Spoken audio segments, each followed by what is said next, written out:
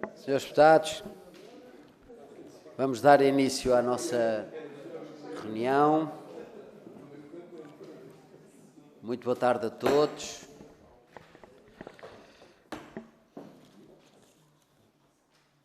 Vamos começar a nossa reunião com a audição, após o Conselho Europeu, 17 e 18 de outubro, com a Sra. Secretária de Estado dos Assuntos Europeus, a quem eu saúdo de uma forma bastante particular. É um gosto. Temos tido outras audições com a sua presença, mas também acompanhada do Sr. Ministro dos Negócios Estrangeiros e da Cooperação. Desta vez temos-la só a si e, portanto, tem todo o protagonismo por parte e todas as atenções por parte do Governo. Certamente que os senhores deputados trarão, através da grelha que é conhecida, um conjunto de questões muito pertinentes e estamos aqui certamente todos ansiosos por atualizar-nos nas informações e podermos dar boa nota em relação ao acompanhamento do Conselho Europeu e da sua ordem de trabalhos. Terá como intervenção inicial 10 minutos, depois há uma ronda pelos partidos, o PS 8 minutos e o PSD, depois o Chega 7 minutos, Iniciativa Liberal, Bloco de Esquerda, PCP e Livre 6 minutos, caso estejam presentes, o CDS-PP 2 minutos e o PAN 2 minutos, também, caso estejam presentes. E depois terá a soma, no fundo, das intervenções como o seu tempo de resposta após a ronda. E, portanto, eu dou-lhe a palavra imediatamente. Sr. Secretário de Estado, faz favor. Muito obrigada, Sr. Presidente, Srs. Deputados. Antes de mais uma palavra para dizer que estou especialmente feliz de estar aqui. Eu fui deputada e especificamente deputada aqui com assento nesta comissão, portanto dá-me um gosto especial estar aqui a poder esclarecer todas as dúvidas que possam ter sobre o Conselho Europeu. E antes de entrar no tema especificamente do Conselho Europeu, gostava de referir que no dia anterior houve a primeira cimeira entre a União Europeia, entre os líderes da União Europeia e os líderes do Conselho de Cooperação do Golfo, que, sendo um tema e uma reunião diferente, também teve alguns desenvolvimentos interessantes e eu referia apenas alguns que me parecem relevantes aqui no quadro desta audição.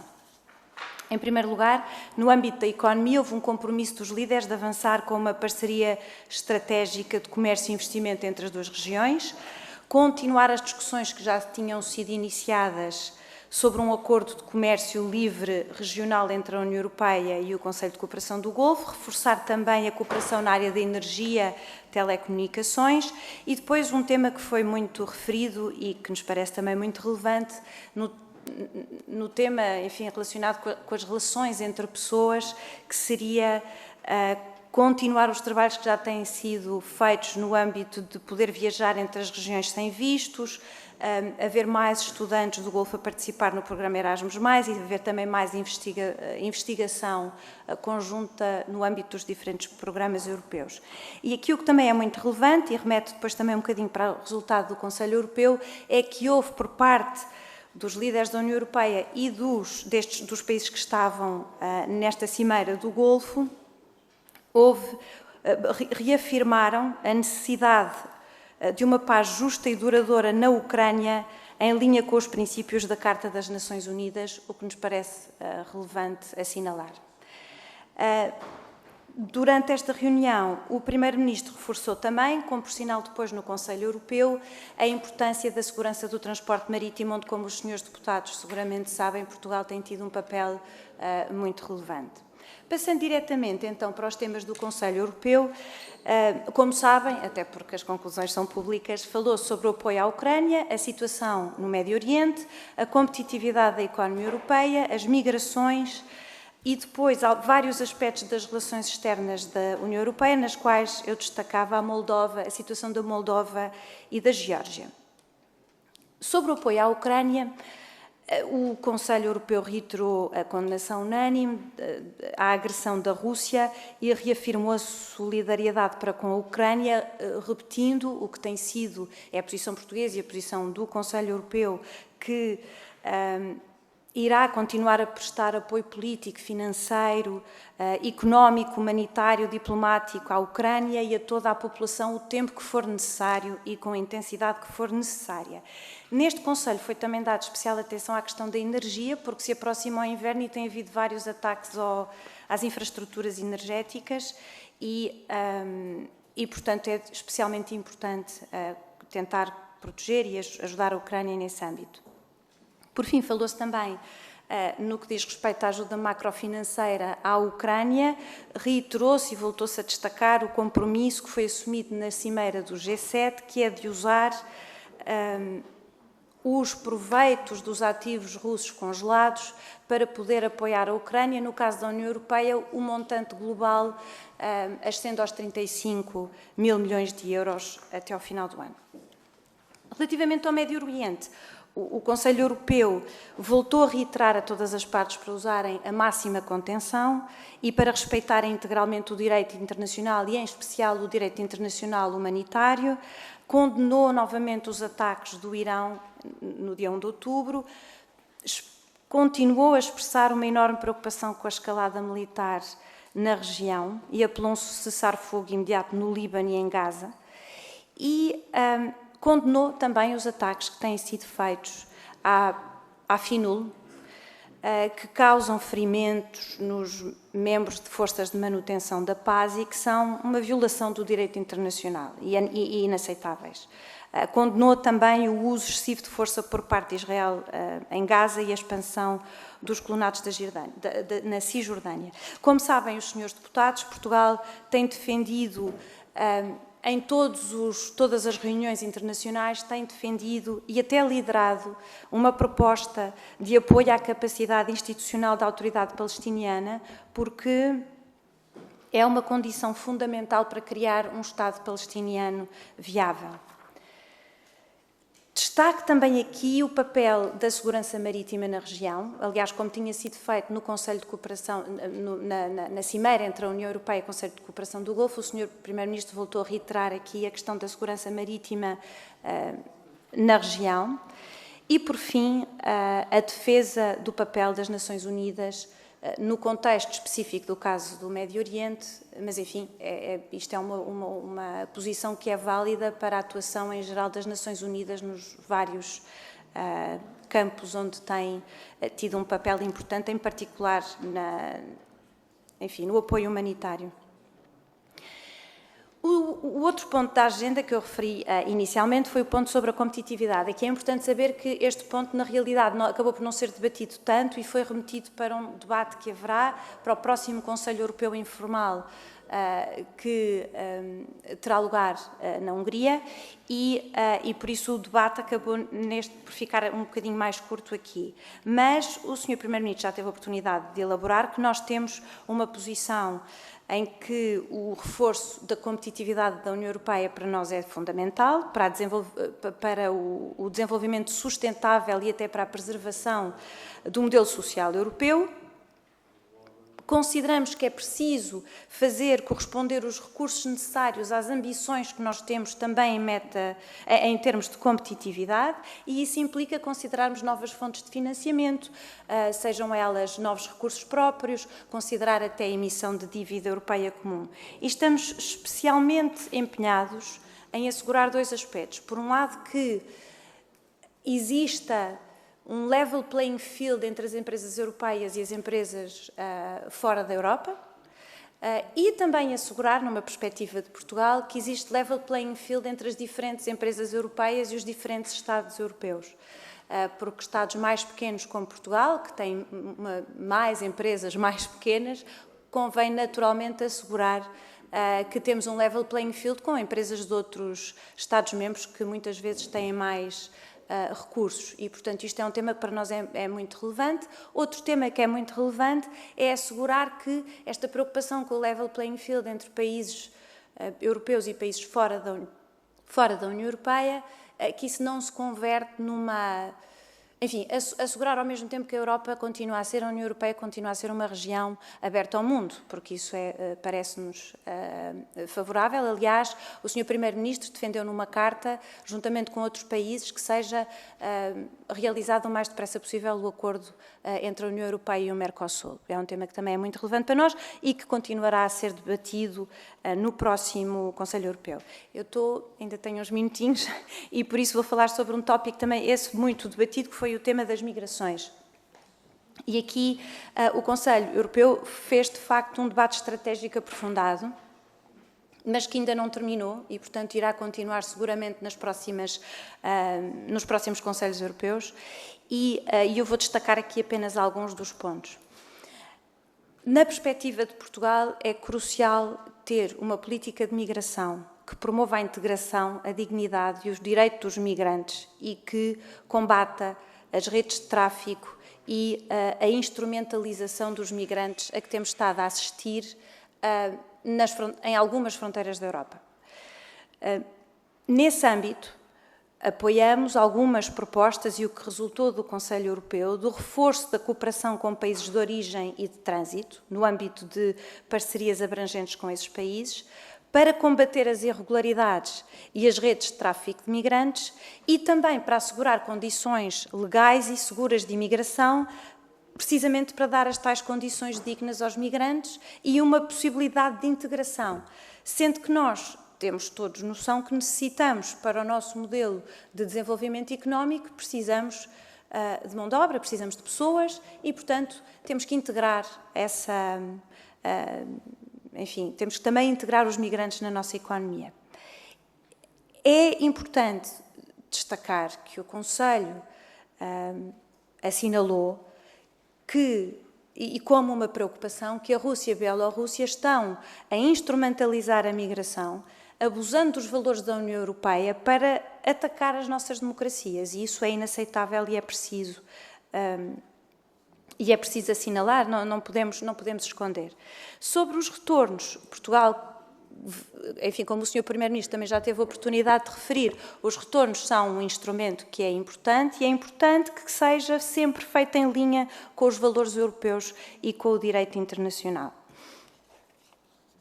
Eu queria também, neste âmbito, e o Sr. Primeiro-Ministro disse no final, já estou quase a chegar ao fim, mas então só para terminar, depois podemos falar sobre os outros tópicos, mas o Sr. Primeiro-Ministro referiu, até na conferência de imprensa a seguir ao Conselho Europeu, que vários Estados-membros se mostraram interessados e o próprio Primeiro-Ministro partilhou a experiência de Portugal, que através do Instituto, do IEFP, do Instituto do Emprego e Formação Profissional, está a fazer formação profissional nos países de origem para facilitar a integração dos migrantes quando chegam ao mercado de trabalho nacional. E eu penso que isto é uma experiência positiva e que pode ser do interesse de todos os Estados-membros. Muito obrigada, Sr. Presidente. Muito obrigada. Vamos então dar início à nossa ronda pelos grupos parlamentares. Começamos pelo Partido Socialista. Vou dar a palavra ao Sr. Deputado Manuel Pizarro. Faz favor. Muito obrigado, Sr. Presidente, Sra. Secretária de Estado. Temos o maior prazer em recebê-la aqui e em poder dialogar consigo sobre este importante Conselho Europeu e sobre o ponto de situação do projeto Conselho Europeu. Senhoras e senhores deputados, eu vou pedir antecipadamente desculpa porque a certa altura eu tenho um outro compromisso e posso não poder ficar até ao fim. Em todo caso, o Grupo Parlamentar do Partido Socialista estará naturalmente representado e vou procurar também economizar um bocadinho de tempo para ajudar a que esta minha saída precoce não contenda com a possibilidade de ouvir a sua resposta. Ou as suas respostas. Eu vou procurar pegar nos assuntos não estritamente pela ordem que a Sra. Secretária de Estado fez a exposição, que aliás é a ordem do comunicado do Conselho Europeu, mas porque nos parece que o tema da competitividade é mesmo um tema central neste contexto. Vamos ver, é muito difícil fazer com que os cidadãos europeus se mantenham alinhados numa perspectiva de respeito dos valores, de solidariedade, nomeadamente em relação à justíssima luta do povo ucraniano vítima de uma invasão incompreensível por parte da Rússia, se nós não formos capazes de gerar na Europa um mecanismo, um processo de desenvolvimento económico e de coesão social que corresponda ao espírito da União Europeia. A Sra. Secretária de Estado teve ocasião de falar dos valores que estão envolvidos na solidariedade à Ucrânia. Acho que todos temos essa imagem. São valores muito, muito significativos, mas nós temos que nos dedicar com muita atenção ao desenvolvimento económico da Europa e temos que olhar para os importantíssimos relatórios Letta e Draghi e verificar que nada daquilo é possível sem aumentar os meios financeiros da União Europeia e o orçamento europeu para o investimento. Desse ponto de vista, para nós, socialistas, é um motivo de agrado verificar que o atual governo e que os partidos que o sustentam aderiram à nossa ideia de reforçar os recursos próprios da União Europeia, seja qual for a forma por que isso é feito. Aliás, o processo do Next Generation EU é, entre outros, revelador que com imaginação é possível encontrar mecanismos de financiamento alternativos, quer se trate de recursos definitivos, quer se trate de recursos por via de empréstimos, mas gostávamos de ouvir um pouco mais sobre isso, porque sim, temos consciência que o que vem aí, no essencial, o debate foi diferido para o Conselho Informal de Budapeste em novembro, mas é muito importante que vamos também construindo uma ideia a respeito deste assunto dos recursos próprios que nos parece central. E disso passo para o tema da Ucrânia, para dizer que o tema na Ucrânia é que, vamos lá ver, com total seriedade, parece haver muito pouca evolução. Quer dizer, acho que com franqueza, nós estudamos com atenção o programa para a pacificação da Ucrânia, que foi apresentado pelo Presidente Zelensky, mas, quer dizer, esse programa depende mais de nós do que da própria Ucrânia, quer dizer, depende de nós num contexto que é questionável e que deve merecer uma grande reflexão da nossa parte. Eu acho que nós temos que manter, e desse ponto de vista estamos inteiramente solidários com o Governo, temos que manter apoio sem mácula à causa do povo ucraniano, mas temos também que perceber como é que isso pode ser construído de forma a contribuir para uma solução de paz a prazo, que não parece nada estar para acontecer nas próximas semanas, nos próximos meses, quizá no próximo ano, e gostava também de ouvir a perspectiva do Governo sobre esse tema, nomeadamente sobre a transformação de uma guerra defensiva numa guerra com um componente também ofensiva, que nos oferece, pelo menos do ponto de vista conceitual, as maiores reservas e as maiores dúvidas. Terceiro tema, o tema da situação absolutamente dramática que se vive para o Médio Oriente. A Secretária de Estado não esteve fisicamente presente, mas julgo que está naturalmente bem informada sobre o debate prévio que foi feito aqui na Assembleia da República, onde foi, a certa altura, dito que mesmo o Partido Socialista poderia estar a mudar de posição. Nós não mudamos de posição sobre o assunto e não há nenhuma dúvida, do nosso ponto de vista, da condenação absolutamente inequívoca dos ataques terroristas que põem em causa a segurança de Israel e das pessoas, dos ataques inaceitáveis do dia 7 de outubro de 2023, das contínuas provocações, quer do ponto de vista do Hezbollah, quer do ponto de vista do próprio Irão, enfim, tudo conhecido. Mas a verdade é que também não vemos do lado de Israel nenhuma aproximação à ideia da pacificação regional. É difícil encontrar em tudo o que Israel está a fazer qualquer sinal de vontade de atender àquilo que são as pressões da comunidade internacional e àquilo que é uma coisa que eu acho que nós não podemos deixar de entender. Quer dizer, não se vislumbra, a não ser que pela cabeça de alguém passe a ideia de exterminar os palestinianos em Gaza e qualquer dia também na Cisjordânia, não se vislumbra que se esteja a caminhar para uma qualquer solução razoável de pacificação da região. Eu diria, se a ideia do Sr. Netanyahu é promover 3 gerações de potenciais terroristas na Palestina, ele vai acabar por ser bem-sucedido. Porque o que se está lá a passar, eu não sei o que é que aquelas famílias, aquelas crianças encaram sobre o seu futuro.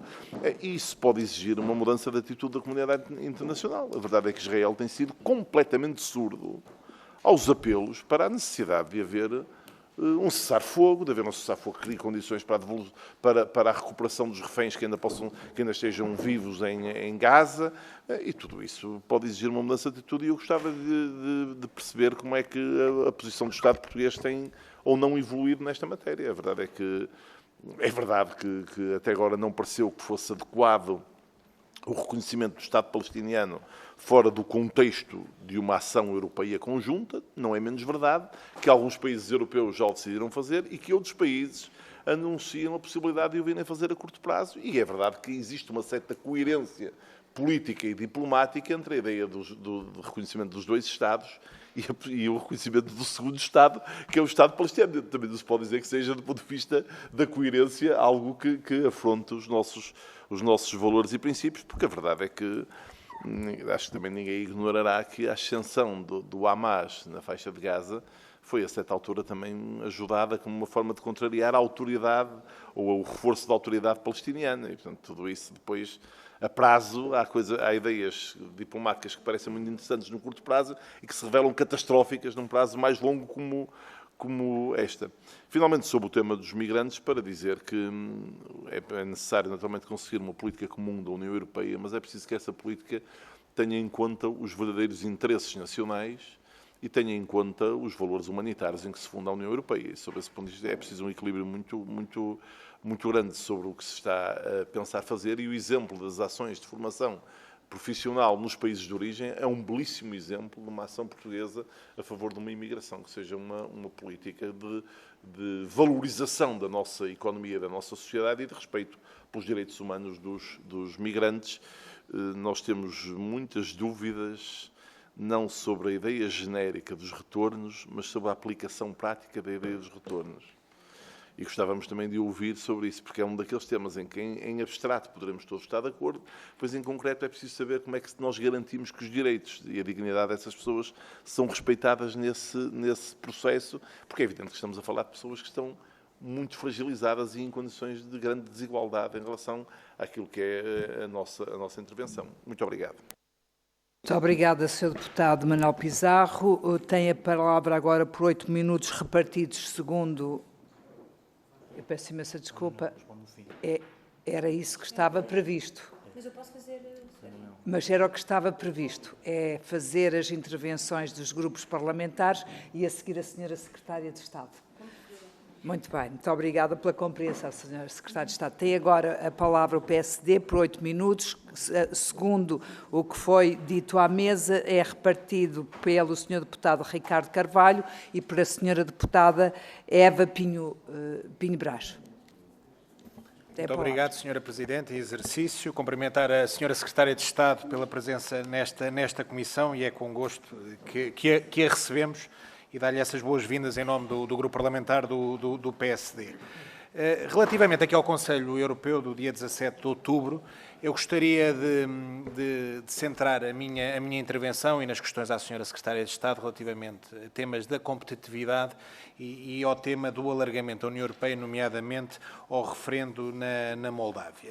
Entendendo aqui, até colocando já aqui uma primeira questão, entendendo a importância dos conflitos e das tensões geopolíticas que temos, quer na Ucrânia, quer no Médio Oriente, e também os desafios que temos ao nível do Pacto de Asilo e de Migração e a respectiva implementação, parece-me aqui que sucessivamente temos vindo a atrasar, e depois gostava de ter essa sua perspectiva, o debate sobre o Pacto para a Competitividade, dada a importância do relatório Letta e do relatório Draghi. Isto porque agora na reunião informal, e esperemos que na reunião informal em Budapeste, iremos dar mais importância ao tema da competitividade, mas acompanhando até o deputado Manuel Pizarro, se não dermos importância ao tema da economia e da competitividade, todas as questões que hoje, os desafios com que lidamos, tornam-se mais críticos e mais difíceis de ser ultrapassados. No que diz respeito à agenda estratégica, e vou seguir aqui muito a linha do debate que tive preparatório do Conselho com o Sr. Primeiro-Ministro, relativamente à agenda estratégica 24-29, há efetivamente aqui esta necessidade de um novo pacto para a competitividade e um consenso entre os líderes europeus para fazer face aqui aos desafios que a União Europeia hoje enfrenta, nomeadamente à perca de competitividade relativamente a outros blocos económicos, nomeadamente os Estados Unidos e a China. E temos tido aqui, ao longo dos anos, e daí a importância do relatório Letta e do relatório Draghi, que faz aqui uma análise muito interessante e crítica, um diagnóstico factual que nós no PSD acompanhamos, face às dificuldades de ter capital, acesso ao capital, acesso a investimentos e também à necessidade que a União Europeia tem de diminuir as suas dependências em setores estratégicos, nomeadamente na agricultura, na energia, na defesa e no digital. Temos que obrigatoriamente sublinhar que esta competitividade da economia, quer na perspectiva das empresas, quer na perspectiva dos cidadãos, é crítica, e para um país como o nosso é até mais crítico. E aí eu gostaria de perguntar relativamente como é que vê o desafio da União Bancária e do Mercado Único de Capitais como uma solução adicional para potenciar o crescimento e a competitividade europeia, qual é que é a perspectiva do Governo e até que contributo é que Portugal pode vir a dar, tendo a comissária indigitada, a doutora Maria Luísa Albuquerque, uma pasta que é crucial para este tema. Também era muito importante e gostaria de ter aqui a sua perspectiva de como é que vê o Governo e como é que o Governo vai lidar com o tema da necessidade de reduzir e eliminar a burocracia, criar mais eficiência administrativa e, desta forma, conseguir influenciar maior investigação em desenvolvimento em Portugal, nesta lógica do IID, como é que isto se pode transformar em maior capacidade das empresas, quer portuguesas, quer depois também na competitividade a nível europeu. Finalmente, gostaria, no tema do alargamento, como é óbvio, sabemos que tivemos eleições na Moldávia, o tema do referendo é um tema importante para a União Europeia, e no tema do alargamento foi uma vitória tangencial. Temos a Moldávia em processo de adesão à União Europeia desde março de 22, tem o estatuto de candidato desde junho de 22, e aqui gostaria de lhe colocar a questão, independentemente das necessidades que a Moldávia vai ter que ter em termos de reformas internas, o que é que considera, quais é que são as consequências desta vitória, se são profundas, tanto ao nível da política interna como nas relações exteriores com a Moldávia? Que desafios é que isto depois pode colocar aqui no processo de alargamento ao nível dos fundos da coesão e, sobretudo, para um país como Portugal, que depende muito das verbas oriundas, quer da PAC, quer da coesão, e como é que podemos dar aqui maior estabilidade aos mercados a nível institucional por parte da Moldávia? Muito obrigado. Sra. Deputada Eva, faz favor. Muito obrigada, Sr. Presidente, Senhoras e Senhores Deputados, Senhora Secretária de Estado. No início falava-nos do compromisso do Conselho Europeu de apoiar inabalavelmente a Ucrânia, do ponto de vista político, militar, mas também humanitário. E relativamente a isto, no seguimento da Cimeira sobre a Paz na Ucrânia, os Estados-membros da União vieram dizer que há uma série de próximos passos a seguir para, de facto, efetivarmos a defesa da Ucrânia. E aquilo que eu começava por lhe perguntar é se já estão identificados que passos são estes e, por outro lado, da perspectiva do Governo português, quais é que consideram que são os passos mais urgentes e necessários neste momento para conseguirmos defender o povo ucraniano. Por outro lado, e num tema que a Sra. Secretária de Estado abordava há pouco também, que se relaciona com a segurança energética da Ucrânia antes do inverno. E, de facto, nós já nos habituámos à crueldade russa e também neste âmbito temos atendido, como dizia e bem, a ataques permanentes às redes elétricas e de aquecimento, numa clara tentativa de congelar a Ucrânia até à submissão durante o inverno. Aliás, o Presidente Zelensky vem inclusivamente já falar sobre isto e dizer que um terceiro inverno de guerra ameaça ser devastador. Temos a este propósito Joseph Borrell a dizer também que nenhum país pode funcionar sem eletricidade, com 70% da capacidade de produção de eletricidade completamente destruída, e portanto esta é sem dúvida uma prioridade que nós temos que ter em mente. E a este propósito a Primeira-Ministra da Estónia alertou precisamente para a necessidade da Europa ter a oportunidade de ajudar com a exportação de energia, de bens e dinheiro. E aqui eu pergunto-lhe se entende que, e o Governo português acompanha a posição da Primeira-Ministra da Estónia, entendendo que todos os países da União Europeia devem dedicar 0,25% do seu PIB em ajuda à Ucrânia. Isto porque, Sra. Secretária de Estado, the winter is coming e, infelizmente, permitindo-me a metáfora, os dragões russos não aquecem ninguém, são montados por ditadores e destroem verdadeiramente cidades, e isto podia ser só uma série fantasiosa, mas infelizmente começa a estar próximo da realidade do povo ucraniano, que tem fogo e destruição à sua volta. E depois, relativamente a um outro tema que também nos falava há pouco, sobre o tema das migrações, as conclusões do Conselho Europeu dizem-nos que, de facto, se realiza um debate estratégico aprofundado sobre todas as dimensões. E isto passa desde a ação externa, ao reforço do controle das fronteiras externas, à luta contra a instrumentalização dos migrantes. E quanto a isto tem sido um tema na ordem do dia, que já levou vários Estados-membros, como a Alemanha, a Áustria, a Dinamarca, a França, a reintroduzirem controles temporários nas fronteiras internas do seu espaço Schengen. Inclusivamente, na semana passada, o primeiro-ministro polaco, Donald Tusk, afirmou que o seu governo ia suspender os direitos de asilo para pessoas que atravessam a Bielorrússia, que era um tema que a Sra. Secretária de Estado nos abordava há pouco também. E quanto a isto, o Conselho Europeu e as conclusões dizem-nos que é de reforçar a implementação daquilo que é o Pacto sobre a Migração e Asilo, que foi aprovado também há muito pouco tempo, e portanto que é preciso reacelerar. Eu perguntava-lhe o que é que se pode fazer para reacelerar a implementação deste pacto, mas também dizer-lhe que todos os países consideram absolutamente essencial combater a imigração ilegal. Isto parece um ponto óbvio, e vou já terminar, Sr. Presidente, mas dizer que A migração é, de facto, um desafio global, quer a ilegal, mas também aquela que é regulada, particularmente no contexto europeu. Nós sabemos que a União vai enfrentar seríssimos desafios com os milhões que para cá querem migrar e que procuram melhores condições económicas, mas também a fugir de crises climáticas, de conflitos armados.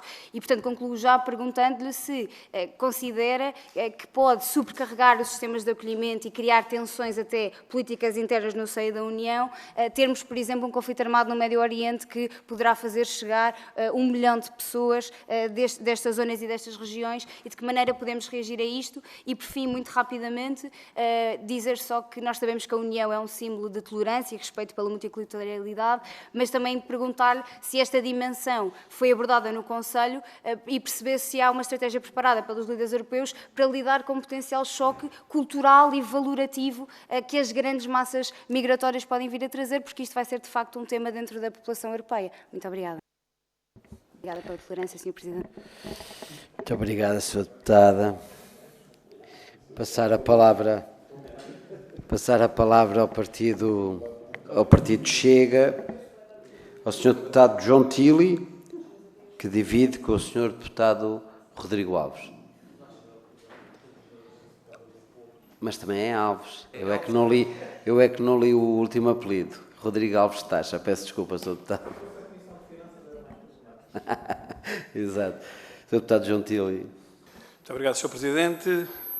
Senhora Secretária de Estado, bem-vinda a esta casa.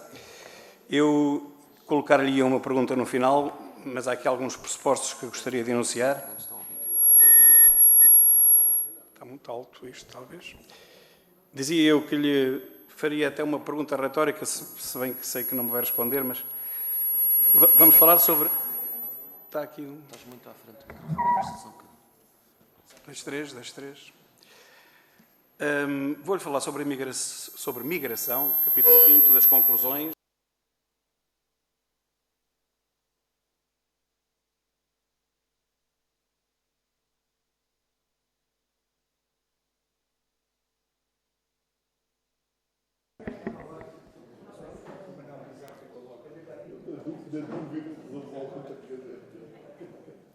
Vamos tentar mais uma vez, que eu pus isto mais baixo aqui.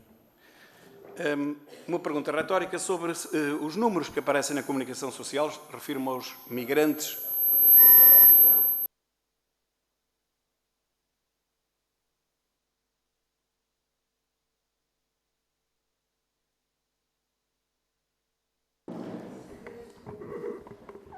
Aos números que aparecem na comunicação social diariamente, e hoje apareceram números novos sobre as contribuições.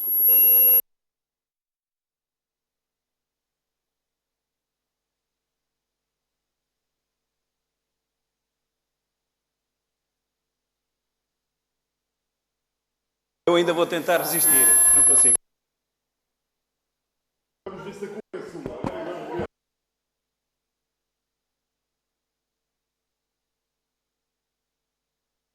Eu vou mesmo referir a eles também. Está melhor assim? Penso que sim.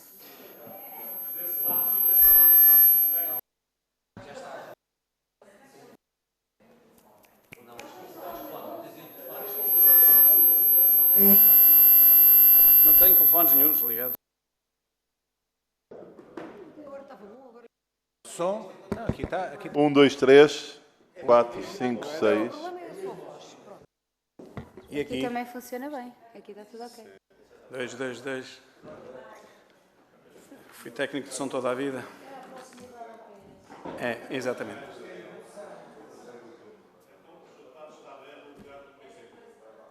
E também vou falar neles. Se houver tempo, já vão 46 minutos, eu pedia só que voltasse a zero o tempo. Sr. Presidente, vamos pôr a zeros, não se preocupe, Sr. Deputado. Pode iniciar. Sobre o capítulo das migrações, que é uma das conclusões principais, e é o problema que mais aflige os europeus. Os portugueses parece que ainda não, mas os europeus sim, como sabem, pelo menos é isso que veicula a comunicação social. Todos os dias aparecem números novos e hoje apareceram também números novos sobre hipotéticas contribuições dos imigrantes para a Segurança Social.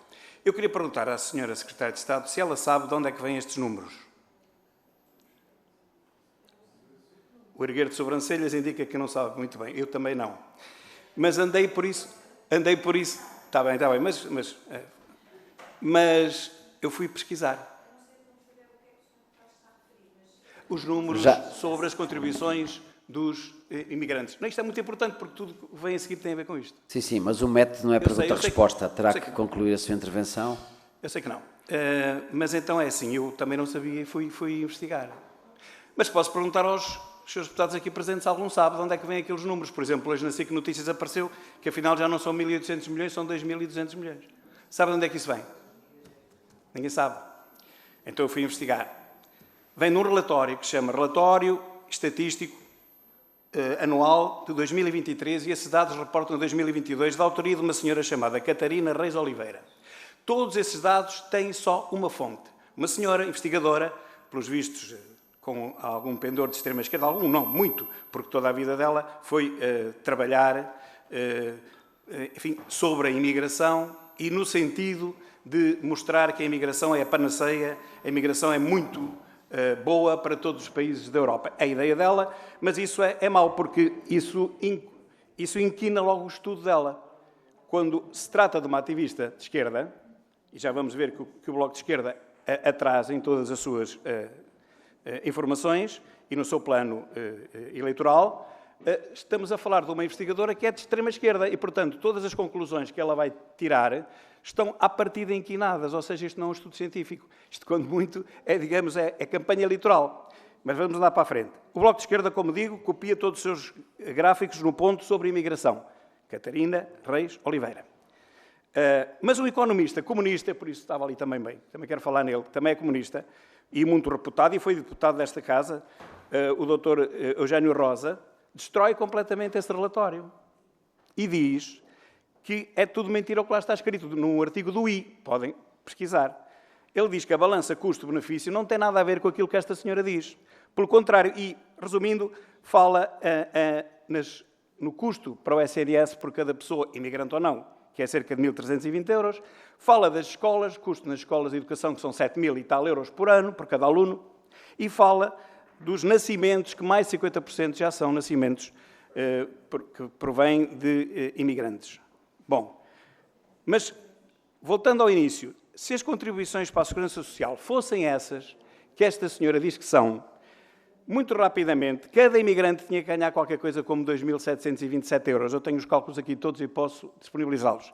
Ou seja, como só há 500.000 imigrantes em Portugal, segundo a TVI, num programa há menos de 3 semanas que foi emitido sobre a imigração, só há 500.000 imigrantes, para eles gerarem 1.800.000, tinha que haver qualquer coisa como 300 euros por mês de descontos de cada imigrante, o que é absolutamente falacioso. Isto é baseado em dados do Eurostat, que não faz censos nem sondagens, faz apenas inquéritos, e se os faz. São apenas estimativas e falta falar do desemprego dos imigrantes, que é o quádruplo do desemprego dos nacionais. Portanto, esta história está toda mal contada, eu estou a acabar o meu tempo, mas quero apenas então perguntar à senhora Secretária de Estado se o Governo vai continuar a fechar os olhos, o Governo e a Europa, se vai continuar a fechar os olhos à imigração ilegal, nem cheguei a falar nela porque não tive tempo, essas é que não descontam nada, zero. Se vai continuar a fechar os olhos à imigração ilegal ou se vai pôr ordem na mesa a toda esta desinformação e fake news. Muito obrigado.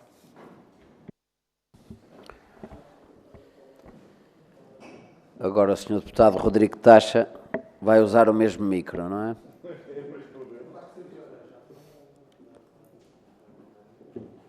O tempo está parado. Faz favor, Sr. Deputado. Muito obrigado, Sr. Presidente. Saudar a Sra. Secretária de Estado e permitam-me também saudar todos os meus colegas deputados, na medida em que é a primeira vez que me dirijo à Comissão, desde que, naturalmente, nela tomei posse. Sra. Secretária de Estado, no passado Conselho Europeu, como disse bem, foram abordadas várias matérias que têm a ver com o futuro da União, entre as quais a guerra, o conflito armado entre a Rússia e a Ucrânia. Como disse também muito bem nas suas conclusões, foi reiterada a condenação da agressão russa e o reforço do compromisso da União Europeia com não só essa condenação, mas o apoio que tem que ser dado à Ucrânia, não só em termos financeiros, como militares e diplomáticos. Neste sentido, curiosamente, fixei que a Sra. Secretária de Estado também referiu essa mesma expressão.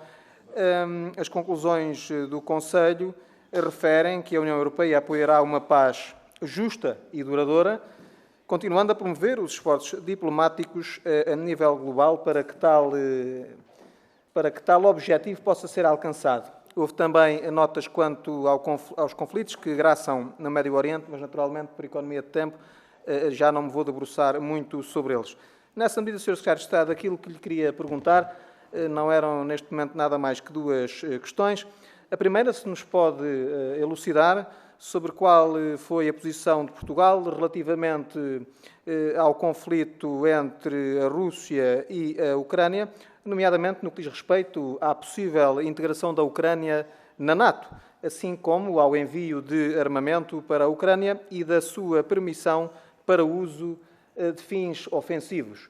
Temos acompanhado com alguma preocupação o evoluir desta questão e gostaria, nesse sentido, de lhe questionar se nos podia elucidar sobre o seu desenvolvimento.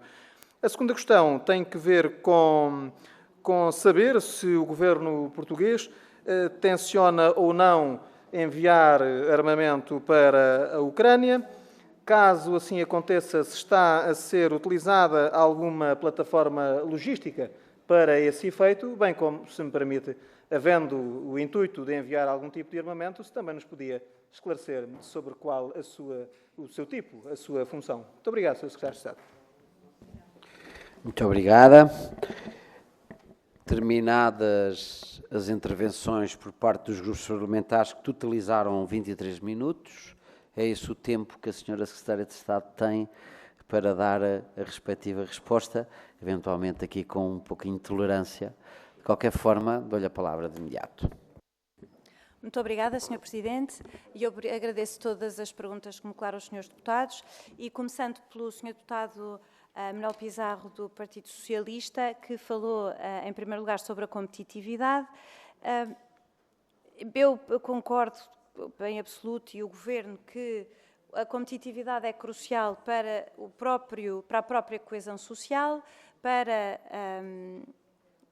reforçar a produtividade. Nós falamos muito de competitividade, mas na realidade o que, enfim, a própria expressão do Conselho é competitividade, mas obviamente que a maioria das medidas que têm sido referidas, até no relatório Draghi e no relatório Letta, têm a ver com produtividade, e nós naturalmente que apoiamos todas as medidas que possam conduzir a uma maior produtividade e competitividade da economia europeia. Há vários aspectos dos relatórios Letta e Draghi que para nós são muito importantes, e eu não os referi especificamente, mas vou talvez referir 2 ou 3 aspectos. No caso do relatório Letta, valorizamos em particular o que foi um dos aspectos do relatório que nos parece muito interessante, é a liberdade para ficar, que nos pareceu, de facto, é um desafio também no caso de Portugal, e em especial algumas regiões de Portugal, e a preocupação que o anterior Presidente Letta referiu sobre a política de coesão e a forma como a política de coesão é crucial para preservar a própria... No fundo, a política de coesão é indissociável do mercado único e, portanto, é uma política que tem que ser preservada, em particular no aspecto da coesão regional. No âmbito do relatório Draghi, sublinharia... Enfim, sem ser exclusivo, não é? Estes são 2 aspectos que me parecem relevantes e há muitos outros, mas no relatório Draghi sublinharia também 2 aspectos que me parecem cruciais. O primeiro é o reforço dos meios, que é referido pelo Presidente Draghi, que põe uma estimativa, que faz uma estimativa concreta daquilo que será necessário, não é? Do reforço anual de verbas a nível da União Europeia para fazer face aos desafios que nós temos pela frente, e que o próprio Presidente Draghi refere que será, enfim, considera a possibilidade de dívida comum europeia, não só numa perspectiva de aumentar o financiamento, mas também na perspectiva, e esta pergunta foi colocada por alguém, eu retomarei, até na perspectiva de termos uma menor fragmentação do setor financeiro. E, portanto, seria um instrumento que serviria não só para aumentar os recursos, mas também para melhorar o mercado único, ou para melhorar a eficiência e eficácia do mercado único no âmbito do setor financeiro. Sobre a Ucrânia, de facto, a evolução da situação da guerra é extremamente preocupante. Aqui Portugal posiciona-se como a maioria dos Estados-membros, enfim, nós apoiamos as opções que têm sido tomadas e as declarações que têm sido feitas no âmbito da União Europeia pelos Estados-membros, pelos 27 Estados-membros. Como foram colocadas várias perguntas sobre a Ucrânia, eu tenho aqui uns dados adicionais que gostava de transmitir aos senhores deputados, sendo que se calhar não estou a responder individualmente a cada um deles, peço desculpa, mas já agora aproveito para dar a informação em geral que me pediram. Em particular sobre o apoio de Portugal, porque várias pessoas me fizeram essa pergunta. Como sabem os senhores deputados muito bem, Portugal e a Ucrânia assinaram um acordo de segurança bilateral em maio. Desde o início da guerra, Portugal já entregou cerca de 1.400 toneladas de equipamento letal e não letal. Em 2024, no quadro do que foi um compromisso com a NATO, Portugal vai fornecer, portanto, o ano todo, apoio militar no valor de 221,6 milhões de euros, sendo que já entregámos sensivelmente, no primeiro semestre deste ano, entregámos sensivelmente metade deste valor, cerca de 110 milhões de anos. No que diz respeito ao plano diplomático, um aspecto importante e que é, no fundo, é uma posição portuguesa e que tem sido, e que é válida em vários aspectos da situação geopolítica internacional. Portugal tem amplos contactos com parceiros globais, em particular parceiros no que atualmente se gosta de chamar o Sul Global, que é uma expressão um bocado, enfim, abrange demasiadas realidades, mas enfim, é assim que se designa, mas em particular naqueles países com os quais temos relações próximas e onde temos até comunidades portuguesas importantes e Portugal pode exercer e tem vindo a fazer contactos também no âmbito deste conflito e desta guerra na Ucrânia, tem feito contactos com estes seus parceiros para, no fundo, fazer esforços diplomáticos para que eles tenham, enfim, se aproximem das nossas posições. E, por fim, terminava só neste âmbito da Ucrânia, espero que tenha respondido a todos, mas depois penso que há uma segunda ronda onde poderão clarificar mais algum ponto. Sobre o ponto da Ucrânia, Portugal apoia a proposta da Presidente da Comissão Europeia, que foi de usar os ativos, isto é uma proposta que foi assinada pelo G7. A Presidente da União Europeia, no fundo, no quadro desta proposta, neste âmbito da proposta do G7, que é usar os proveitos, os lucros dos ativos russos congelados, usar uma parte desses fundos para criar um novo programa de assistência macrofinanceira. O montante total é perto enfim, o valor depende, no fundo, dos lucros, não é? Dos ativos, portanto, é difícil dizer, mas estará entre os 45 e os 50 mil milhões de euros. A Comissão Europeia propõe que, no que diz respeito à Europa, seja usado 35 mil milhões de euros neste apoio macrofinanceiro à Ucrânia. E Portugal apoia naturalmente esta posição e este empréstimo que é feito, portanto, é depois reembolsado por esses tais lucros dos ativos imobilizados. Pronto, isto era sobre o tema da Ucrânia, porque várias pessoas me perguntaram, e então continuo, se me permitem, com as perguntas por grupo parlamentar. Falou-me depois o Sr. Deputado Manuel Pizarro sobre a situação no Médio Oriente. De novo, uma situação extraordinariamente difícil, em que Portugal tem estado sempre... Tem estado Portugal, juntamente com os parceiros da União Europeia, numa tentativa apelando a um cessar-fogo e condenando os ataques de parte a parte, os ataques sobre Israel e os ataques que têm sido realizados, em particular também sobre forças das Nações Unidas. Enfim, neste momento apoiaremos as iniciativas e temos apoiado as iniciativas que procuram chegar a um cessar-fogo e espera-se a uma paz duradoura. Sobre a questão dos dois Estados, Portugal sempre defendeu e continua a defender a solução dos dois Estados. Eu referi aqui, e acho que é importante reiterar, que Portugal tem liderado esta iniciativa, juntamente com a Dinamarca e com a Grécia, no sentido de criar condições para que possa existir um Estado palestiniano, através de um apoio não só financeiro, mas também institucional, à autoridade palestiniana. E esta é uma das medidas que nós temos procurado fazer para tentar fazer um caminho para a criação desse Estado, que nos parece que é de facto a única solução viável para resolver o conflito de forma duradoura, uma vez ultrapassado esta urgência humanitária, que neste momento de facto é gravíssima. Finalmente, sobre os migrantes, enfim, acho que concordamos que, de novo, a aplicação do Pacto do Asilo e Migrações, que temos em conta o interesse nacional. Eu acho que o Sr. Primeiro-Ministro tem sido muito transparente e tem falado muito frequentemente sobre este tópico das migrações e, portanto, é uma posição nacional que é ter a porta aberta, mas não escancarada, e isso quer dizer que é apoiar políticas que, com humanismo,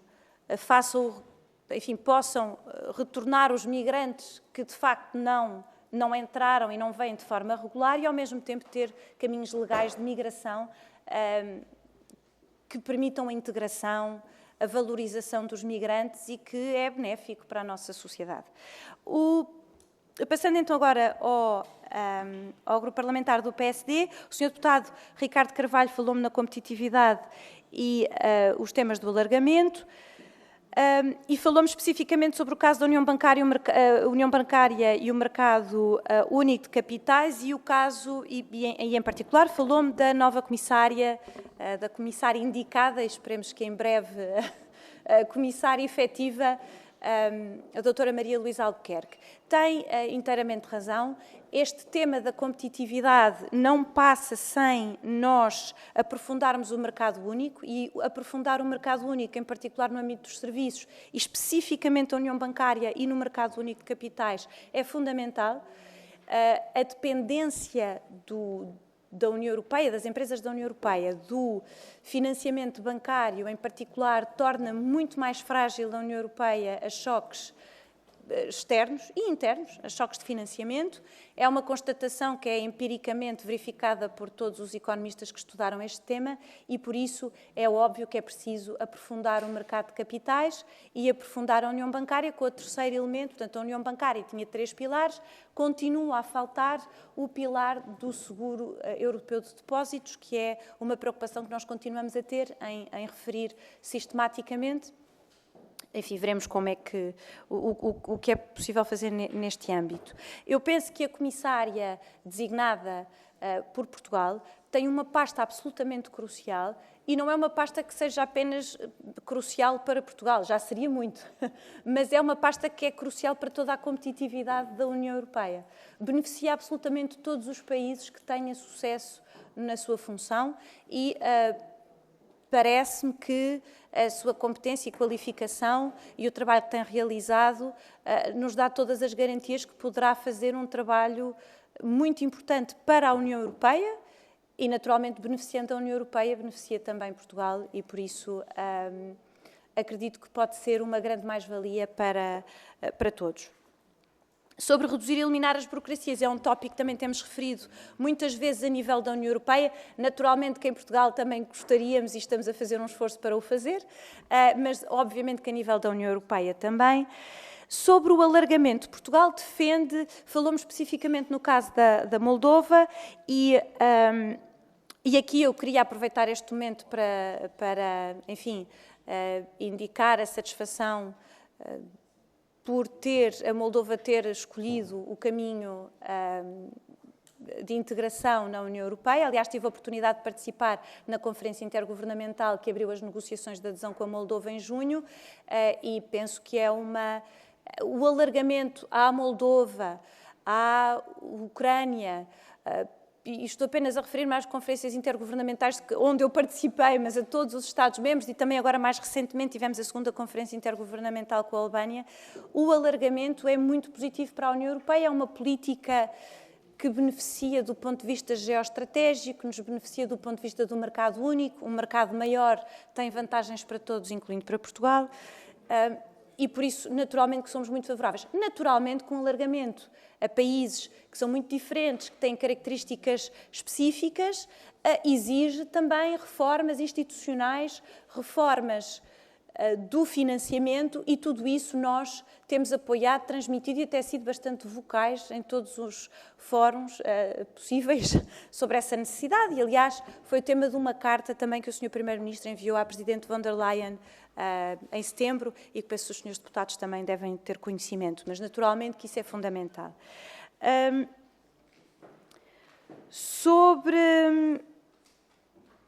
A senhora deputada Eva Brás falou-nos sobre a segurança energética, sobre a segurança energética, sobre as migrações, e penso que foram os dois principais temas. A posição de Portugal, falou-nos sobre a questão da Estónia, da Primeira-Ministra da Estónia. Neste momento, aquilo que eu transmiti foi a posição de Portugal sobre o apoio que conta dar é o que está previsto enfim, no que eu indiquei agora inicialmente na primeira ronda, e nós continuaremos a apoiar todas as iniciativas a nível da União Europeia e contribuiremos nesse âmbito. Portanto, é isso que contamos fazer. A segurança energética, obviamente, é importantíssima, e uma parte do esforço que Portugal faz em termos de apoio militar e humanitário também, enfim, será utilizado para fazer face a essa questão energética. Naturalmente que Portugal tem uma situação um bocadinho específica, é que nós somos uma ilha energética, nós não temos mais dificuldade em exportar energia por causa da condição, neste momento, em particular, menos noutros aspectos, mas em particular no que diz respeito à eletricidade, terão que ser os países vizinhos a fazerem enfim, a darem mais esse apoio, porque Portugal exporta muito pouco para fora da Península Ibérica devido a barreiras que ainda existem, enfim, entre a Península Ibérica e França no que diz respeito às interligações elétricas. Mas nós damos todo o apoio a estas medidas. Sobre migrações, naturalmente que temos uma preocupação que todos têm, é natural que os nossos sistemas de migrações possam dar resposta ao acréscimo de procura, digamos. O Governo tem feito um esforço muito grande, aliás, tomou medidas muito relevantes logo no princípio do mandato para fazer face a esta situação, com uma reforma da AIMA em particular, está a tentar tratar todos os processos com a maior brevidade possível e já tem tido resultados muito positivos e, portanto, nós acreditamos que, enfim, que neste momento as nossas instituições estão melhor preparadas do que estavam no início do mandato para fazer face a pedidos adicionais que possam chegar.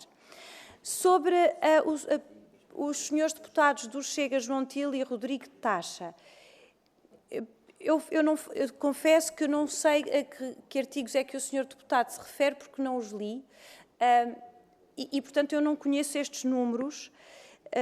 O que eu lhe posso dizer, não conheço os números que citou e os artigos que referiu, mas o que eu lhe posso dizer é o seguinte: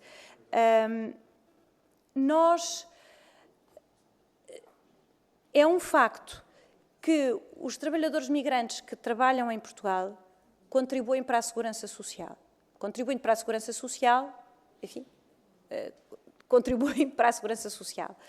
Também é um facto que a maioria dos migrantes que vêm para Portugal e que, na realidade, trabalha, são pessoas em idade ativa e em idade de trabalhar. Portanto, não conhecendo eu os números que o Sr. Deputado cita, não me surpreende que dê um contributo relevante para a segurança social.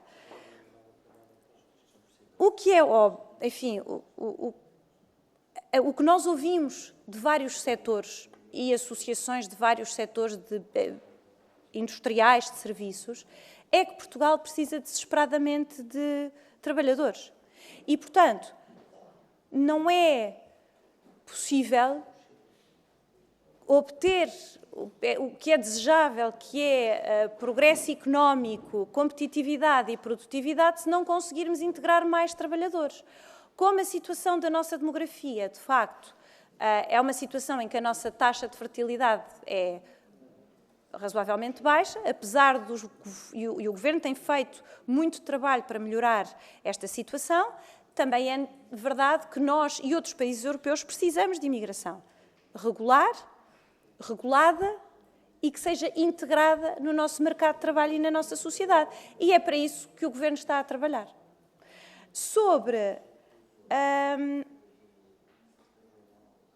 Finalmente, o Sr. Deputado Rodrigo Taxa tinha posto as questões sobre a Ucrânia. Eu espero ter respondido a tudo. Se me escapar alguma coisa, por favor, indique na segunda ronda. Muito obrigada.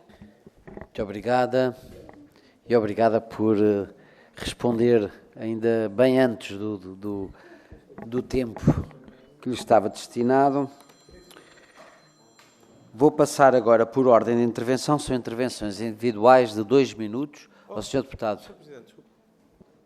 Não sei se me pode dar a palavra para uma interpelação à mesa, Sr. Presidente. Faz favor, Sr. Deputado. Então, muito obrigado.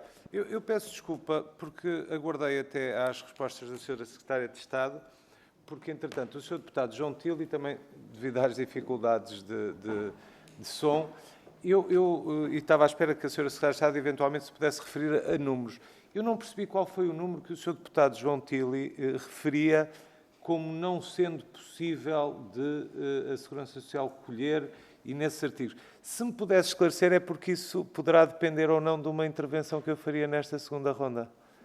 Muito bem, eu pergunto, Sr. E Deputado, desculpa, quer dar esse esclarecimento ao Sr. Deputado? O que eu lhe digo, Sr. Deputado, é que seja qual for o número que apareça é falso, porque não há bases nenhumas. Não está um número concreto. Espera, mas seja qual for é falso, porque não há nenhuma base, não há nenhum número. Portanto, o número, o senhor pode inventar um, eu invento outro, o senhor Presidente da Mesa inventará o que quiser. O que se inventou foi de 1.800 milhões para a Segurança Social, que os imigrantes legais, porque os ilegais não contribuem com nada e não sabemos quantos são sequer, que os imigrantes legais, mas agora já não é esse número, atenção que já mudou. Bom, mas este número era até esta semana passada. Muito obrigado. Esse número vem do Observatório das Migrações, é o único número que existe. Observatório das Migrações, daquela senhora que eu há bocadinho disse. Muito bem, Sr. Deputado, está respondido. Se o Sr. Deputado quiser agora fazer uma intervenção, pode-se inscrever. Muito bem. Então, nós vamos fazer as intervenções por ordem de inscrição. Eu vou anunciar as inscrições todas que tenho, que são 4 até ao momento. Em primeiro lugar, inscreveu-se o deputado Ricardo Carvalho, depois a deputada Eva Brás Pinho, depois o deputado Paulo Pisco e agora o Sr. deputado João Paulo Rebelo. Se não houver mais nenhuma intervenção, teremos estas 4. Portanto, eu dou a palavra ao Sr. deputado Ricardo Carvalho. Tem a palavra, faz favor, e pedia que fossem rigorosos nos 2 minutos, por favor. Muito obrigado, Sr. Presidente.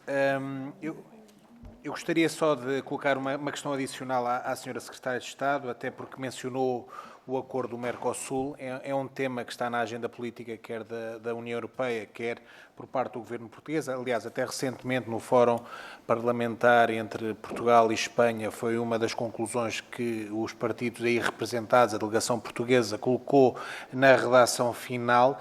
E eu aí colocaria-lhe a questão a entender quais são as perspectivas de concluir o acordo do Mercosul ainda este ano ou até ao primeiro semestre de 2025, e sabendo que o Governo português e o Sr. Primeiro-Ministro liderou recentemente uma missiva à Presidente da Comissão Europeia no sentido de dar prioridade a este acordo, que é importante para a União Europeia e é importante para Portugal, colocar aqui a questão se há perspectivas relativamente ao México e ao Chile e também como é que vêem, ou como é que a Sra. Secretária de Estado e o Governo vê os últimos desenvolvimentos, se é que tem havido desenvolvimentos relativamente à África, que é um continente importante e estratégico para Portugal, até pelos países de língua portuguesa e também pelas perspectivas positivas que um eventual acordo com a África e o retomar das negociações do acordo com a África podem trazer também no plano das migrações com um aspecto positivo.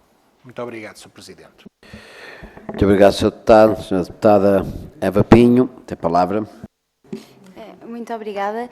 Há pouco o meu tempo estava a terminar e eu não consegui densificar aqui um tema que queria muito tocar e, por isso, isto a propósito dos movimentos migratórios, isto porque é inquestionável o impacto que tem tido do ponto de vista económico e social no seio da comunidade europeia as grandes massas migratórias, não só que temos hoje, mas também que se antevêm que viramos a receber.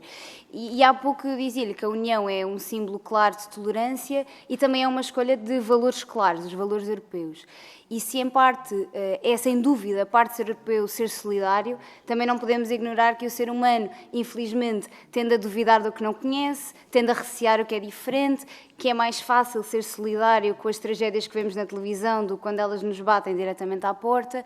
E, de facto, este choque social e valorativo é um tema que as comunidades europeias têm sentido e que, infelizmente, vemos movimentos populistas globais a impolar esta diferença entre comunidades, mas também sabemos que, por um lado, receber estes migrantes implica também preparar a população europeia e as nossas comunidades para lidar com esta diferença. Por isso, aquilo que eu gostava de lhe perguntar é se esta dimensão concreta, mais do ponto de vista da filosofia política, quase, e do sentimento do valor europeu, se também tem sido discutida no Conselho, ou seja, além de olharmos para este tema como uma questão de gestão de dinheiro e como é que gerimos a entrada económica destas pessoas, se também tem sido debatido esta parte valorativa de como é que vamos preparar a comunidade europeia para lidar com a diferença. No fundo é isto. Obrigada.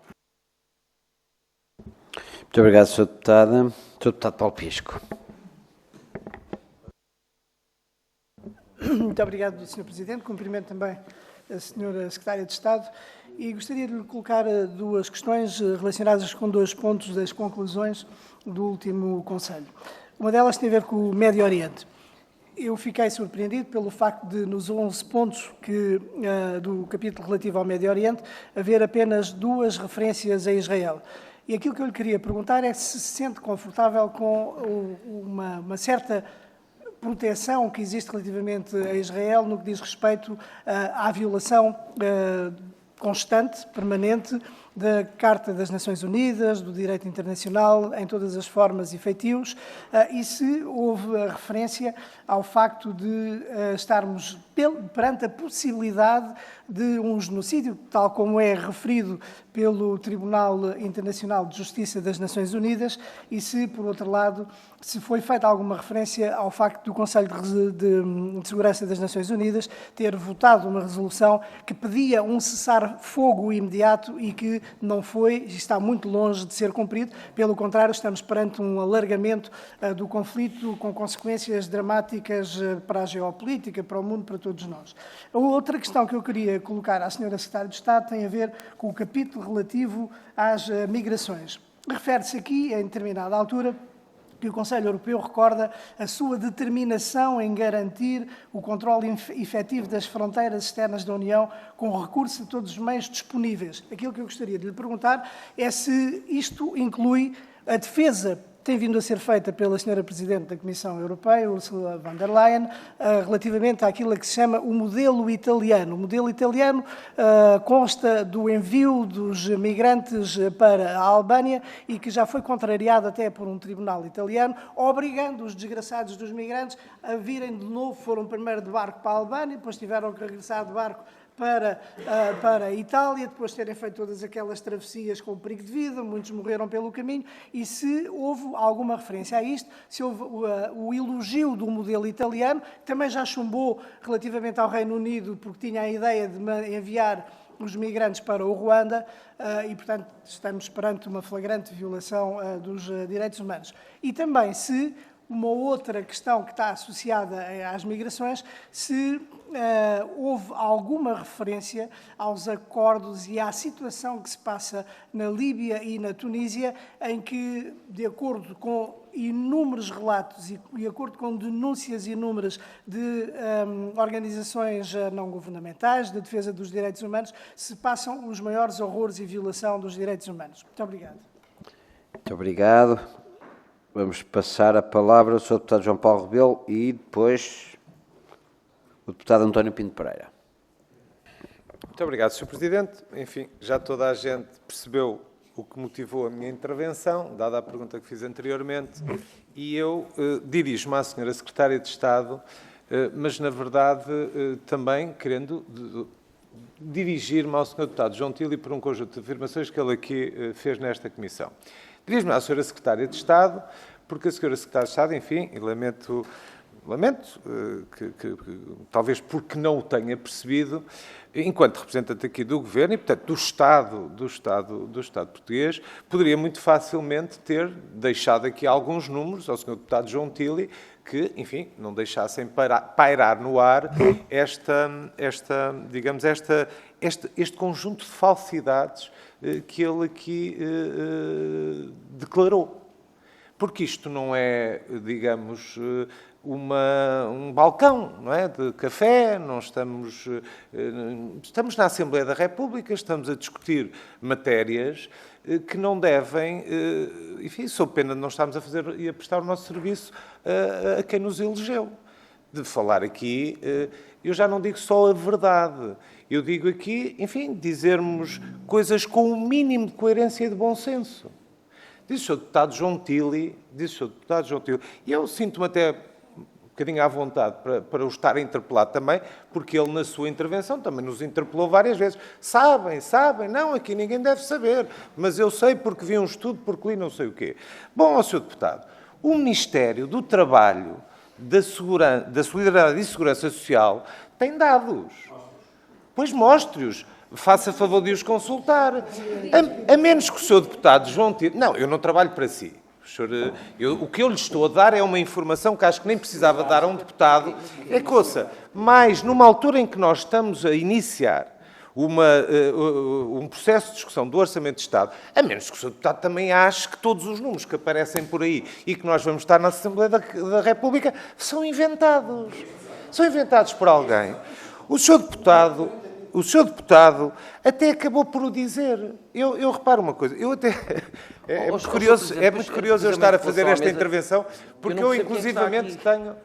Eu tinha a ideia que estava aqui a senhora Secretária de Estado, não era propriamente o deputado João Tili que tem que responder ao senhor deputado do Partido Socialista. O senhor deputado vai terminar a intervenção dele, já passou o tempo, mas ele tem o direito de fazer uma intervenção dentro daquilo que se passa no âmbito da audição.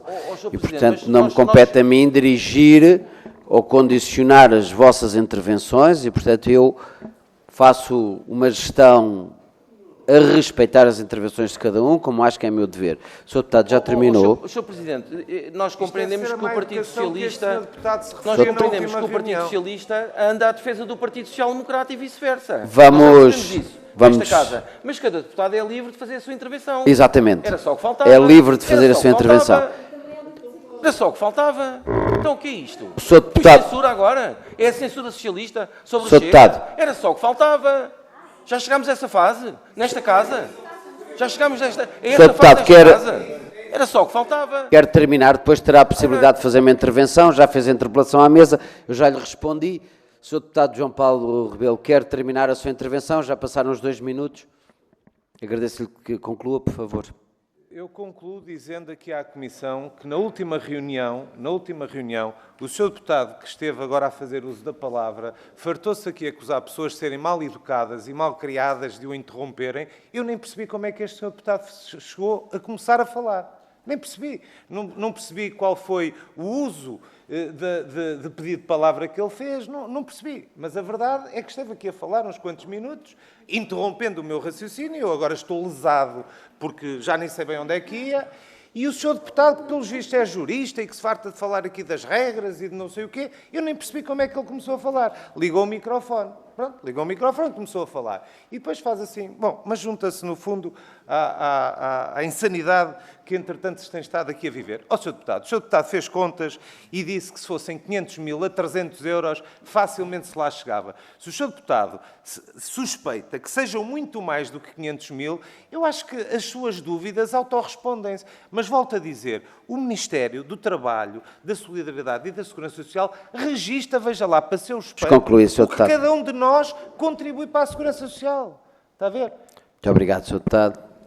Agora tem a palavra... Sr. Presidente, peço desculpa, tenho que interpelar a mesa porque... Sr. Deputado, quer se inscrever? Não, é só para responder, ou seja, uma interpelação à mesa, uma vez que Não, eu disse que... não lhe vou dar a palavra agora, porque tem uma intervenção antes de si. Disse que estávamos num balcão, disse que não era uma conversa de balcão, Deputado, quer dizer, isto é defesa da honra, vai-me desculpar. Não é? Sim, mas se me deixarem, porque se me interrompem cada segundo, é difícil. Sr. Deputado, Defesa da honra. se invoca a defesa da sua honra, tem 1 minuto para a fazer. Vou dar a palavra. Muito obrigado. Sr. Deputado, não estamos num balcão nem num café, estamos num sítio sério, por isso eu perguntei aos senhores deputados se sabiam de onde vinham aqueles dados com que nós somos bombardeados todos os dias. Nenhum dos senhores deputados disse que sabia. O senhor agora miraculosamente descobriu. Bom, mas olhem, mas está enganado, porque esses dados que o senhor diz não estão a fazer aquilo que chamam um sorte em termos de Excel. Portanto, para isso tinham que fazer. Este senhor é imigrante, este não é. Este não é. Quem é que fez esse estudo? Ninguém. Ouça, matemática percebeu um bocadinho. Estes números que aparecem aqui não têm nenhuma sustentação legal. Eu não posso dizer que são mais nem que são menos. Simplesmente lhe digo, estes são tão absurdos que se dividíssemos por 500 mil, dava um ordenado de 2.727 euros. É por isso que eu digo, com estas... Mas se souber fazer... Se quiser, eu explico-lhe. O contribuinte só paga 11% TSU, não é? Portanto, faça as contas. Agora digo-lhe assim, faça as contas. Por favor, não há diálogo, O Sr. Deputado terá que concluir. Para terminar. Sinto que estamos a perder o foco. Sim. A senhora Secretária de Estado veio aqui no âmbito de uma audiência. Sim. Os senhores deputados podem fazer as intervenções que entenderem. O Sr. Deputado agora invocou o direito da sua honra. Tem 8 minutos para terminar a sua intervenção. Segundos. 8 segundos. 8 segundos. Só para dizer que estes dados nunca podem ser verdadeiros. Eu não sei quais são os verdadeiros. Ninguém sabe, porque essas contas não foram feitas. Isto é fake news. Muito bem. Vou dar a palavra ao Sr. Deputado António Pinto Pereira para concluir as intervenções da segunda ronda. Faz favor, Sr. Deputado. Muito obrigado. Tem 2 minutos. Muito obrigado, Sr. Presidente, Srs. Deputados. Eu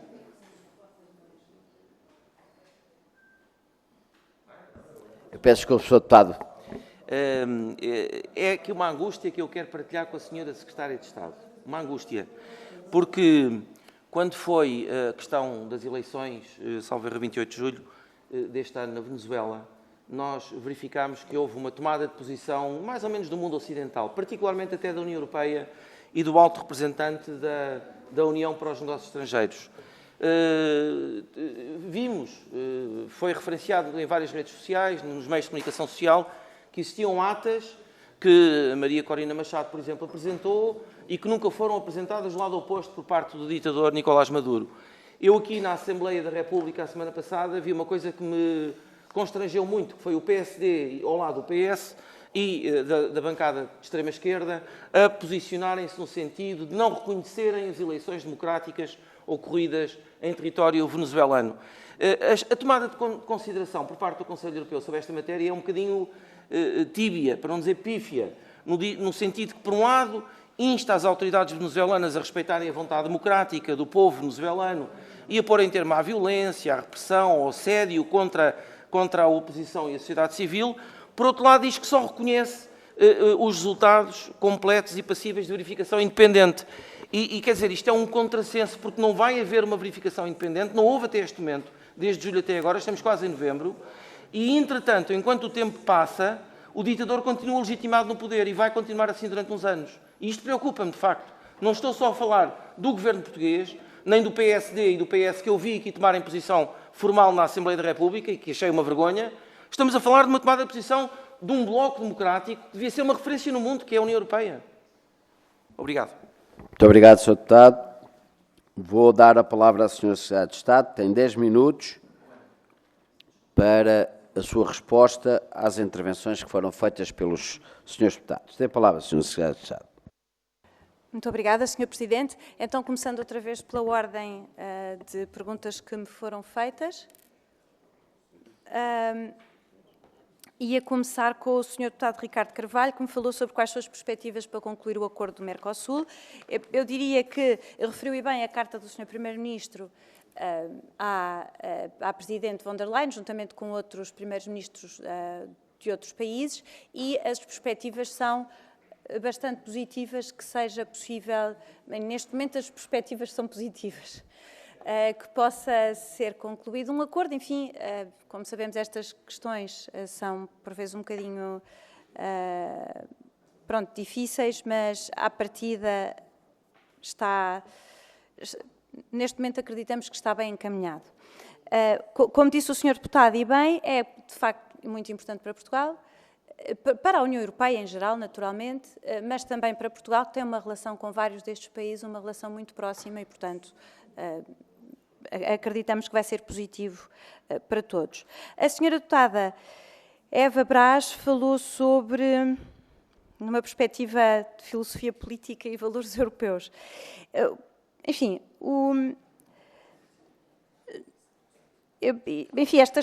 as questões dos valores europeus são questões importantíssimas e que foram reiteradas no Conselho Europeu. Da solidariedade, do respeito, da integração humanista dos migrantes. E também foi referido a forma abusiva como os migrantes são instrumentalizados para atacarem estes nossos valores da União Europeia. E é importante também reconhecer que isso está a acontecer quando tentamos dar resposta aos fluxos migratórios. E é neste equilíbrio entre assegurar que respeitamos e criamos caminhos legais de migração para a Europa e, ao mesmo tempo, asseguramos que os valores europeus não estão a ser abusados por Estados que usam migrantes de uma forma indecente, a fragilidade das pessoas para as atirar para a porta da Europa, tentando criar problemas dentro das nossas democracias, também é preciso ter uma resposta. E, por isso, eu diria que o tema das migrações não põe em questão, seguramente, o esforço dos Estados-membros e dos líderes e dos governos de... Enfim, não põe em questão os valores da União Europeia. Eu confesso que não tenho a certeza que isso tenha sido debatido de forma muito aprofundada no Conselho Europeu, mas não põe em questão os valores da União Europeia. Temos que preparar as nossas populações. Eu acho que se prepara as nossas populações tendo uma política que lá está, neste equilíbrio de fomentar, enfim, preservar estes caminhos legais e a integração humanista e, ao mesmo tempo, também assegurar que as regras são cumpridas. E trabalhar também, enfim, trabalhar nos países de origem, isto é um ponto importante, embora eu até penso que não tenha sido referido no Conselho Europeu. Uma questão importantíssima é nós podermos, na União Europeia, contribuir para o desenvolvimento económico e social dos países de origem. Não estamos a falar, obviamente, destas situações de conflito gravíssimas que são muito difíceis, mas há muita migração económica em que, se nós criarmos condições decentes de desenvolvimento económico e social, se nós ajudarmos a fazer isso, poderemos também fazer com que as pessoas possam contribuir para a prosperidade dos seus próprios países e isso também seria positivo. Por isso, há vários caminhos que a Europa pode fazer. O que eu acho que é muito importante dizer é que os valores da União Europeia não estão em questão. O que às vezes está em questão é a forma abusiva como se ataca os valores da União Europeia. Isto sobre o seu ponto, enfim, que tinha colocado. Em relação ao Sr. Deputado Paulo Pisco, indo por ordem, sobre o Médio Oriente, eu não sei, enfim, eu acho que o comunicado do Conselho Europeu foi muito claro Aliás, o Sr. Deputado disse que Israel tinha sido referido 2 vezes. Uma delas foi para criticar o ataque de Irão a Israel. Eu não mediria a avaliação que o Conselho Europeu faz da situação no Médio Oriente pelo número de vezes que que diz o nome de um país. O Conselho Europeu, penso que foi muito claro em 2 coisas. É fundamental chegarmos a um cessar-fogo. E é fundamental parar com a escalada de violência. E a União Europeia está a fazer tudo o que está ao seu alcance, diplomaticamente, tentando falar com todas as partes, para conseguir chegar a esse objetivo.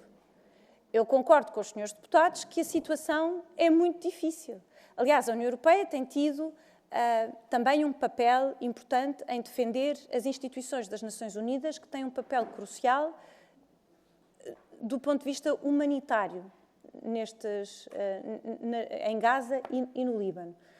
E é isso que a União Europeia pode continuar a fazer, é apoiar as instituições que estão a procurar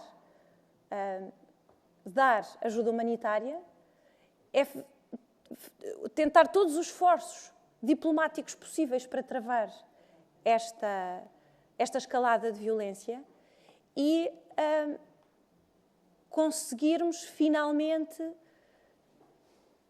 enfim, que seja possível travar esta situação humanitária que de facto é muito complicada e é muito difícil e muito grave. Por isso eu responderia ao Sr. Deputado que não mediria a intenção do Conselho Europeu pelo número de vezes que fala especificamente no nome de um país, porque o que resulta das conclusões do Conselho Europeu é uma enorme preocupação com a situação. Eu acho que está bastante óbvio aqui. E apela a que todas as partes respeitem o direito internacional e condena todos os atropelos ao direito internacional e, em particular, ao direito internacional humanitário, de toda e qualquer parte. E isso é muito importante. Sobre a questão de Portugal, as migrações, os retornos, aquilo que foi falado no Conselho Europeu, é o que está nas conclusões, acho que é bastante autoexplicativo. A União Europeia, por um lado, enfim, eu já referi isto várias vezes, mas posso repetir, a União Europeia valoriza canais legais de migração, tem uma enorme preocupação com a instrumentalização dos migrantes e valoriza também uma política de retornos sempre no respeito pelos direitos, pelo direito internacional e pelo direito internacional humanitário. Como sabemos, a posição dos diferentes Estados-membros no que diz respeito à migração é diferente, porque são fluxos diferentes, são pressões diferentes e, por isso, os Estados-membros, havendo uma política de base comum, têm também, a nível nacional, aplicações e alguns aspectos da legislação diferentes. E o caso de Portugal será muito diferente do caso italiano, ainda é mais diferente do caso da Polónia, que vive uma situação de facto muito complicada e muito difícil.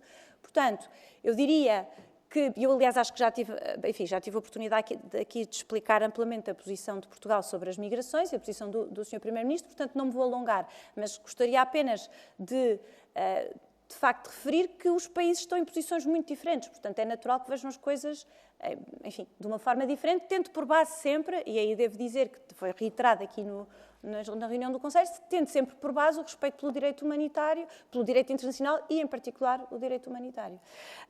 Pôs-me ainda uma questão, o senhor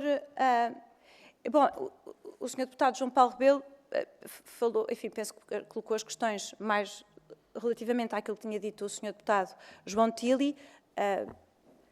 Eu sendo economista, tendo normalmente a acreditar nos números oficiais e, portanto, não posso, enfim, não direi mais sobre isto. Eu acredito que as pessoas que estão nas instituições estatísticas fazem o melhor trabalho que podem para chegar a números fiáveis e é o que se me oferece a dizer sobre este assunto.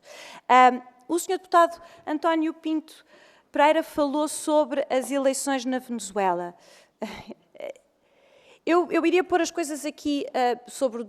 Enfim, eu queria falar sobre dois aspectos. Em primeiro lugar, é muito óbvio que Portugal, e que não haja a mais pequena sombra de dúvida, que Portugal tem tido uma posição desde o princípio que Portugal está em linha com a posição da União Europeia e, aliás, posição essa que também tem sido muito concertada com Espanha, Itália, Países Baixos e também Brasil e Colômbia.